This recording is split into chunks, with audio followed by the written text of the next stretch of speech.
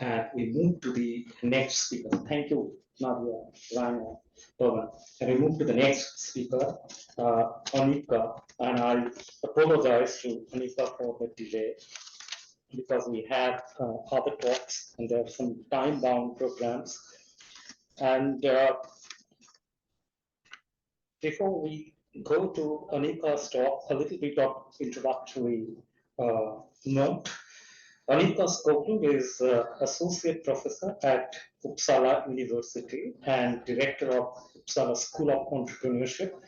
She is also Senior Lecturer at the University of Bristol and co-editor of the journal Foucault Studies. Skoglund's research is ethnographic, with focus on how new organizational forms arise and affect business, technological paths, and the human.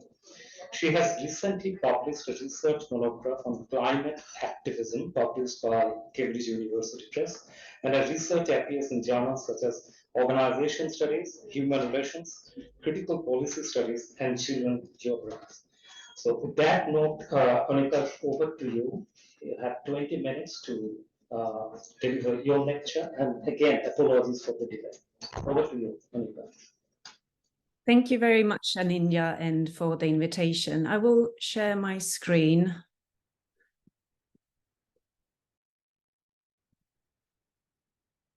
So today I will talk about Foucault beyond Europe. And the title of the talk is Growing Theoretical Breasts, a Queering Metaphor to Disrupt and Decolonialize Critical Theory. So what would Foucault be beyond Europe, if not Foucault beyond Foucault? To engage in the decolonial agenda, I propose to mobilize a queering metaphor, the growing of theoretical breasts, of use for the theorizing self, theoroi, to think differently about its self, and to thereafter theorize differently, more critically based on a wholesome humanness. If historically the theoroi had to travel physically to new places, make observations and expose the self to formative experiences before returning home as changed, breasts can, as a queering metaphor, also be mobilized for a transformation, but of critical theory. The Western canon has historically seen theory as strong if it is built on logically interconnected arguments that answers questions of why events and actions occur and what the fundamental structures and underpinning such events and actions are. Such general, strong theorizing can be more or less suspicious of the world, with the aim to identify and unearth causal relationships, underlying processes, and systematic reasons for occurrences. Theorizing is, in this so-called strong vein, operationalizing the empirical realm by detaching from it, to then deliver theory procedurally with focus on the conceptual content of theory. This is what underpins what has been deemed strong theorizing. Such assumed strength, with theoretical abstraction and detachment from the reality of doing research, has a long history that can be traced back to the work of Aristotle, Augustine, and 17th century philosophers, who espoused the pure light of universal reason from which the emotional senses, intuitive and imaginative, are excluded. Abstraction or strategic reduction has thus been seen as key for the building of strong theory, with conceptual clarity, robust categories, and sharp distinctions. Within critical theory, we might think that theorizing has left the dogma of abstraction and detachment. Critical theory has indeed reconfigured theoretical strength, suggesting that theorizing should be attached and connected to the diverse, situated, co-created contexts of humans in their multiplicity and differing worldviews. More plurality and messiness have thus been invited to the work of critical theorizing, particularly by turning to alternative voices and the lived experience of the other. However, theorizing based on voice and experience is still sensitive to critique of being over-descriptive, and by extension is implicitly or explicitly categorized as weak theory.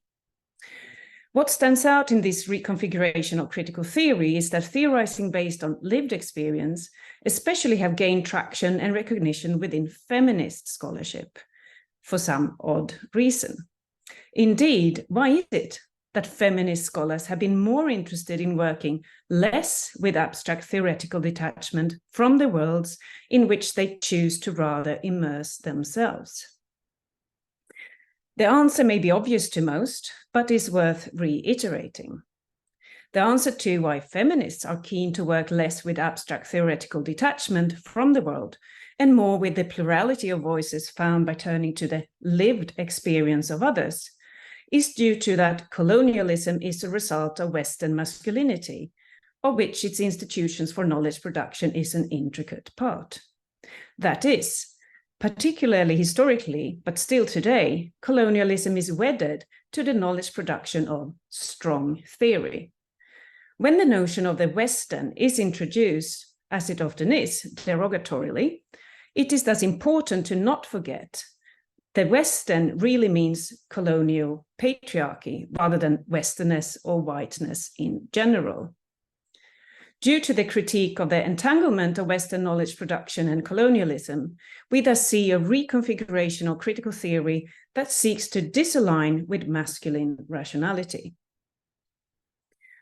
In the current attempt to decolonialize critical theory, it is nevertheless still important to be attentive to the potential influence of a more general patriarchal canon of masculinized rationality, which may embody one dogmatic truth via rhetorical attributes such as being strong, mechanical, assertive, objective, and controlled. At the same time, as I think that it is crucial to think through if the feminist turn to lived experience of others really is apt for disrupting the Western or general masculine canon that is preservative of a dogmatic critical theory. Decolonialization, for me, is not about geographies and classes of people, but about gender in general. For this decolonialization agenda, I suggest that it is due time for any critical theorist to engage more with the theoroi in a non-Western canonical way. This means, first, that I am not proposing that we should encounter Descartes' problem repetitively, which was the illusion of oneself about oneself. That is, I'm not interested in self-suspicious reflection, which queries if that which I am thinking is true may be grounded on some self-deception or deception by somebody who lurks inside of me, pulling the strings of thought without me knowing. Second, neither am I proposing that we should rethink the theoroi by searching for a potential devil hiding deep inside, needing all sorts of confessions and so on. And third, to be non-canonical, neither can we search for a potentially suppressed humanity within the theoroi, which should be released and ethically rescued to then save the rest of the world. Rather, based on my own lived experience as a critical scholar, I wish to disrupt how the theoroi even thought it was possible to think critically about the self, world, and other. I wish to approach and invite you to the unthinkable that could open up for heterogeneous possibilities to do critical theories otherwise.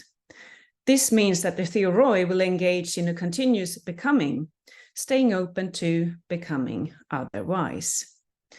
This, of course, all sounds very abstract and perhaps detached from the lived experience of many theoroi in the audience.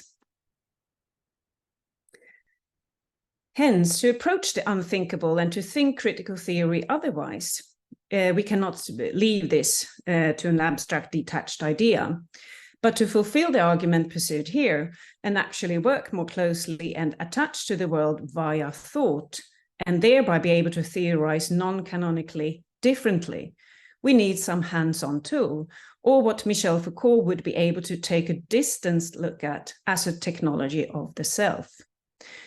To provide a hands-on tool, I propose that a more explicit and critical use of metaphor is a fruitful, practical way forward.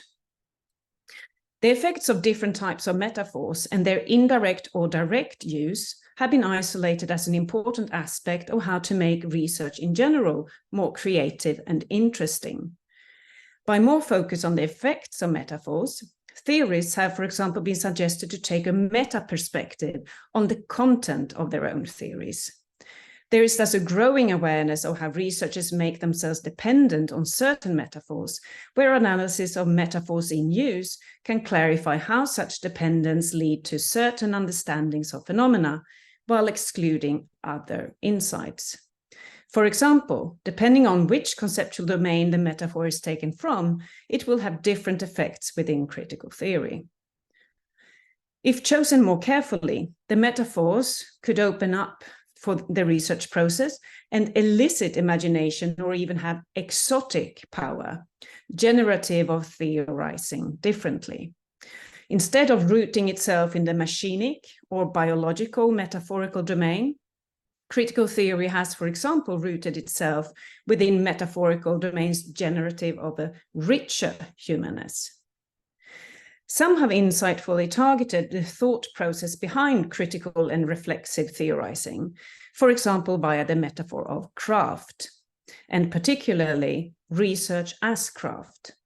Here, theorizing is embedded in humanness rather than the other way around. Highlighting the imperfection of craft in pottery making, it has been shown that the metaphor of craft can develop an understanding of how reciprocal relations between the researcher and research participants are enacted in embodied ways.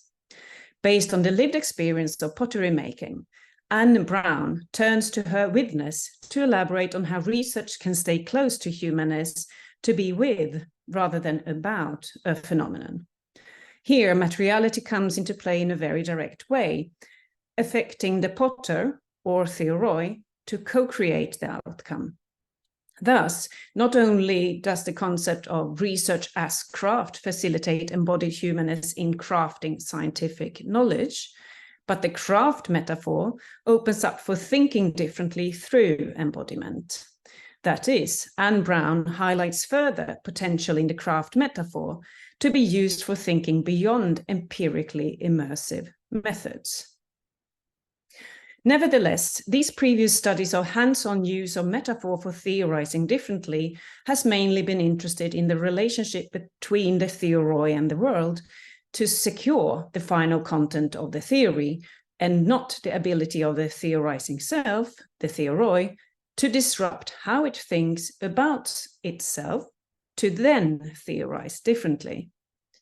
For this reason, I argue that more queering metaphor is needed, to rather target the process of theorizing without focus on some potential successful end result of theory. This opens up for my suggestion of how a theorizing self can be carefully cross-dressed through the queering metaphor of growing theoretical breasts.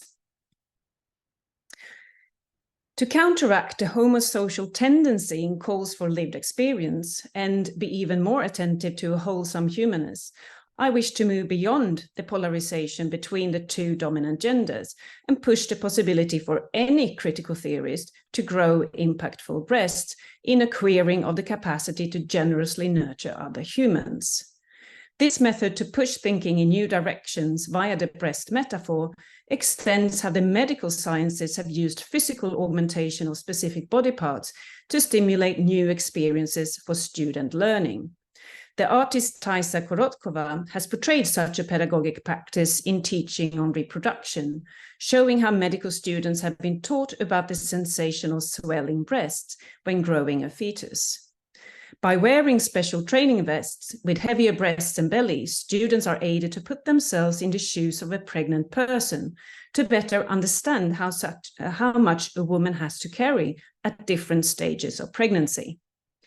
Whilst this pregnancy exercise may be understood as mainly augmenting a physiological experience, I aim for an exercise in embodiment by a subversive use of language. If historically the theoroi had to travel physically to new places, make observations and expose the self to formative experiences before returning home as changed, I introduce breasts as a queering metaphor for a similar but purely mental journey, the crafting of a theorizing self that thrives on thinking differently through breasts. Growing theoretical breast is similarly to the craft metaphor, not to be used as an occasional tool, mobilizing one or two papers to analyze a certain phenomenon from a new angle, or for creating a one-shot concept. Neither is it merely a playful tool to expound on critique of ballsy masculine theorizing. Breasts is rather a queering metaphor that invokes embedded humanness through generous connectivity to specific others, spurring subjectivist and intersubjectivist ontologies, embodiment, and witness. The breasts we grow are under continuous shaping and uncertain, based on an affirmation of intimacy and generosity, but also exclusivity and ambiguity. One can, for example, depict breasty thinking by observing the introduction to the film Oedipus Rex by Pier Paolo Pasolini from 1967. Famous for retelling the myth of incessant human efforts to predict, control, and reshape the future.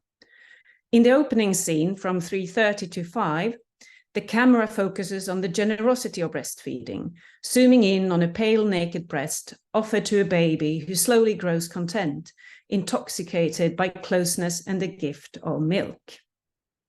Shifting focus to the gift giver, the camera centers on the contemplating face of the breastfeeder, whose expression morphs between different stages of non-interpretable, ambiguous emotions, accompanied by eerie music. The camera shifts focus again, spanning the surrounding tree line, meeting the blue sky, seemingly in a full circle. The shared species legacy of breastfeeding is left in ethnographic focus, around which the rest of the world circles. This short teaser into breasty thinking is not focused on the other. It rather lets the self pause and rest in what is still unthought, opening up to the otherwise. I argue that if the aim is to decolonialize critical theory, then we would have to disrupt the theoroi of critical theory, which, at least metaphorically speaking, the growing of theoretical breasts would be capable of. Perhaps theorizing selves within critical theory also could develop breasts for thought in practice, if they seriously wish to decolonialize the theoroi from the Western ballsy canon without necessarily intervening and targeting others. Approaching the unthinkable, the growing of unique breasts opens up for heterogeneous possibilities to do critical theory otherwise. Breasty thinking invites to tentacular thinking at the same time as it convivially affirms the human capacity for singular thinking. It reconfigures epistemic humility and affective relations with unknown others, producing such in divergent, non-canonical ways, making intimacy across cultures and geographies explicit. The growing of theoretical breast decolonializes critical theory at its source, the theorizing self, theoroi. And to end playfully queer and exotically far from where critical theorizing of today is positioned, if critical theory someday did manage to rethink its processes of theorizing and actually decolonialize in relation to the male-streamed canon on which it inevitably and sometimes enviously relies, it would not be more appropriate to call it world critical theory, but simply breasty theory. So thank you for inviting me, and that was the talk.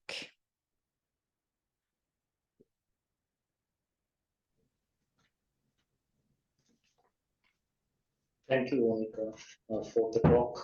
So we can have one or two questions, please. Yes.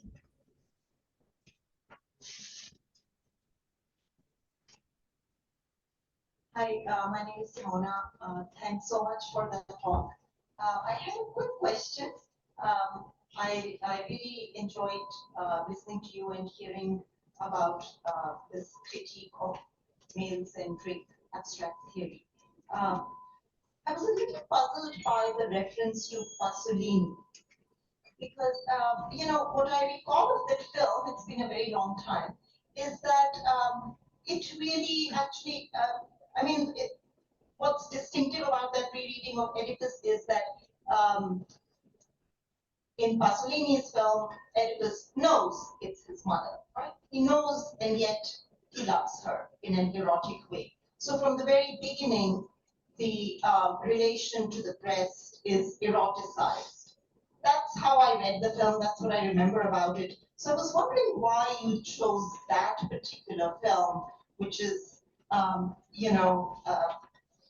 which really, in a sense, shows the very originary erotic relation to the breast, like in Augustine, or, it's in that tradition. Why you chose that as a metaphor? Thanks. That's an example. Yes, thank you for the question. And it's very understandable to ask that if you think about the origin in the way you do.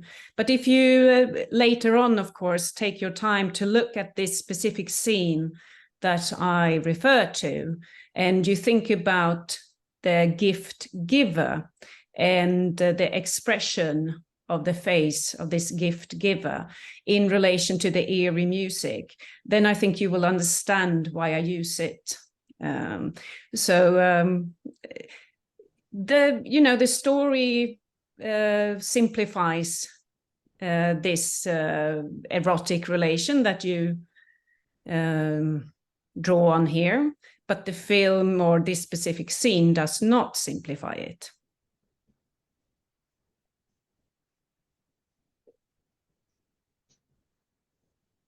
Hello, Annika.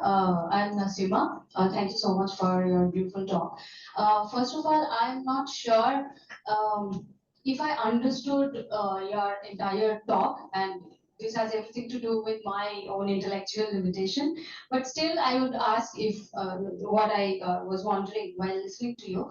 So, what I could gather from talk that enabled me think about the idea of so because you were talking about decolonizing world critical theory, and one way to do that is come up with this idea of breasty theory. So I was wondering if we could think of the same project in terms of aspiring for a let's say becoming queer as a affective ethical subject position in order to resist becoming heteronormative. Can we say that? I mean, can we put it like that? And definitely I'm resorting to Deleuze and Guattari's idea of becoming minor in order to avoid and resist becoming fascist. So in a male-centric, largely heteronormative world, can we really aspire for a effective ethical subject position at a very conceptual level, which I am calling becoming queer? So via that route, can we also achieve the breasty theoretical position? Thank you. Okay, maybe just repeat the last question, where the question came. If becoming queer could. Yeah, so I basically meant what I wanted to ask, that if I understood your way of decolonizing world critical theory through this idea of breasty theory, if I can draw a parallel where I'm resorting to Deleuze and Guattari's idea of, let's say, becoming woman. They said no, that you have to aspire for the effective ethical subject position of becoming woman. Within a patriarchal system, even women must aspire for that subject position, because if I'm biologically a woman, I may not necessarily have achieved what they call becoming woman. So every citizen within a patriarchal society must aspire for that ethical position. So because I understood that part of their otherwise very nuanced thick theorization, I was wondering if we can aspire for a similar, let's say, becoming queer as an ethical effective subject position through which we can avoid becoming heteronormative. I hope I was clear. Thank you. Yeah, yes, thank you. Yes, so first I think that you're definitely rehearsing the debate on queerness and heteronormativity and so on. And I think that's helpful for thinking through the theorizing self and how we can disrupt the theorizing self in critical theory. But then again, for me, it's not about either being a woman or being a man. Yeah. So that's important, I think. The word queer. I'm not talking about any specific gendered subject position. Rather, I'm trying to destabilize the entire binarization, and that's why queer as a very contingent and questioning position is useful, I think. Yes. So what I can hear from here, which is a bit hard, I basically think that you reiterate my argument from your own position of your own work or something. And I think it's helpful for you to understand the focus on the theorizing self in this regards. And obviously it will be very different to disrupt a theorizing self which already is queer in comparison to a theorizing self that hasn't met this concept of queering. Annika, thank you for your thoughtful talk, and my question is very much related to Nasima's one, that by replacing word critical theory, which is very much male-dominated, and replacing it with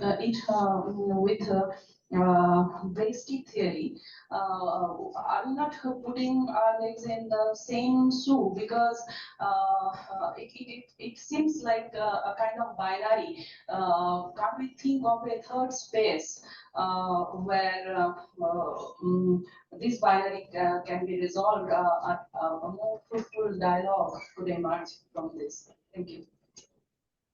I'm sorry, it's very hard to hear. Some more truthful dialogue. I heard the end there through this queering, or by replacing the word critical theory, which is male dominated, and replacing it with Bresti theory. Are we not putting our legs in the same shoe? And it sounds like a binary. So can't we think of a third space where more productive or heterogeneous kind of narratives or dialogue can emerge?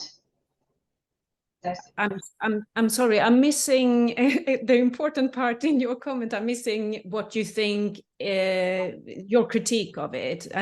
So what is it that you would not think would work with it? I can't hear that, basically. So. Well, Annika, Shiva is repeating the question for the third time. I guess that this time it will be audible. Yeah.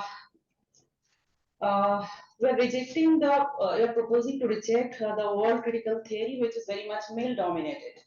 And it should be replaced by Bresti theory. So by replacing with Bresti theory, we are putting our legs in the same shoe. By this, we are creating a binary. I'm proposing to think of a third space where the binary can resolve and we can think in a multifarious way. That's it. Yeah, okay, then I absolutely. Yes, so you would have to allow yourself to think breasts in a non-binary way. So that's the queering part of it. And I can understand that that's difficult. But if you think a bit longer on it, maybe it will be possible for you to think breasts as non-binary, because that's the idea. And it's also good to get this question, because then I know that I will spend longer time presenting about that in the future. So, for example, we have a lot of activism, breast activism today, but I think that we actually should make the breasts available for anyone. So they shouldn't be binary. And to do breasty theorizing shouldn't be seen as a feminine act. It should be seen as a queering of theory. It will be difficult for many, but I think it's possible. Last question, Suhendra.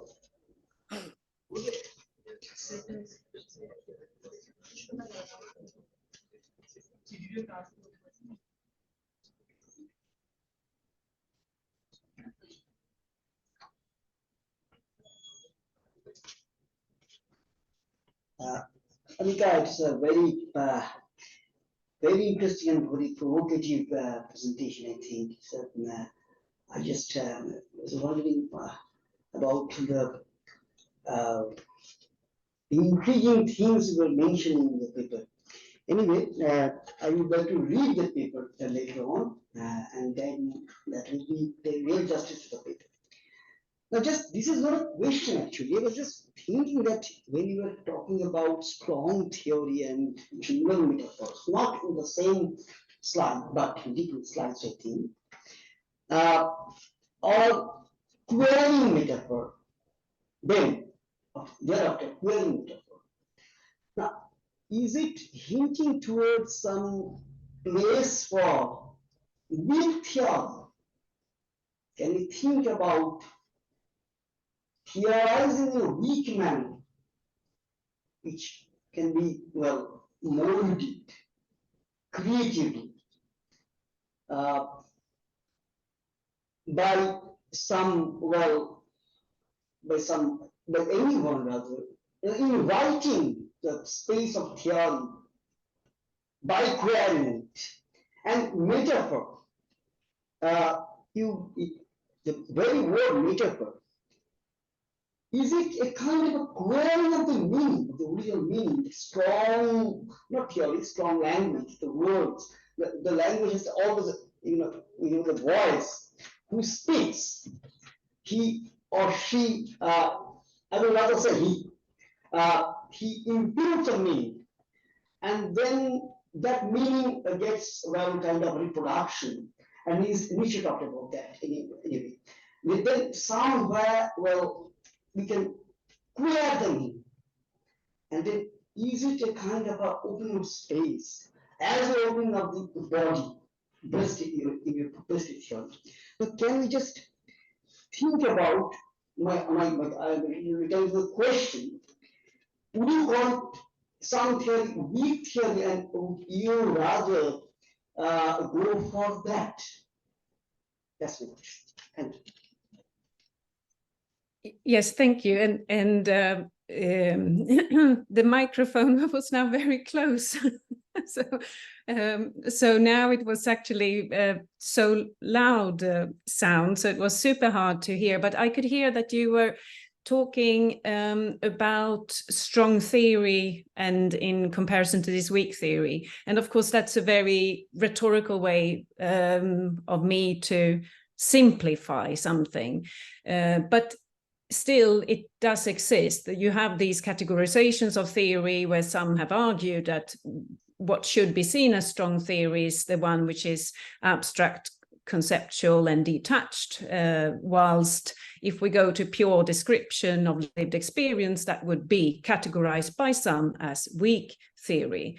So I kind of draw on that way of categorizing theory, which I do not agree with, to rather elaborate on the lived experience of the theoroi as a basis for strong theory.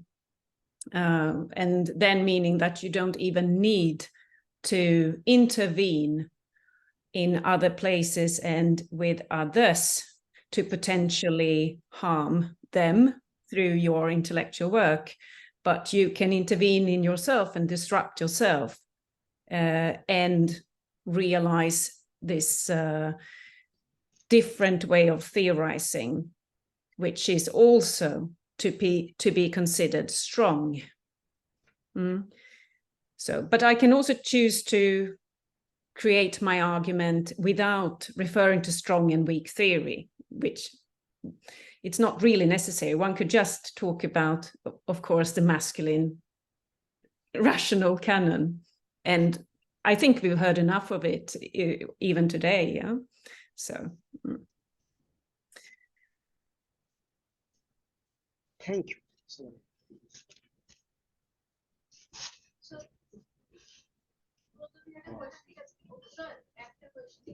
But not they are waiting because we have other sessions. We can have the conversation through email also, right?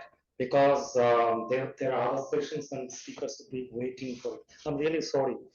You can have the question through email and I will send it to Annika. Okay. Thank you, Annika, for the talk and the takeaways, the discussions that follow. And we have other questions.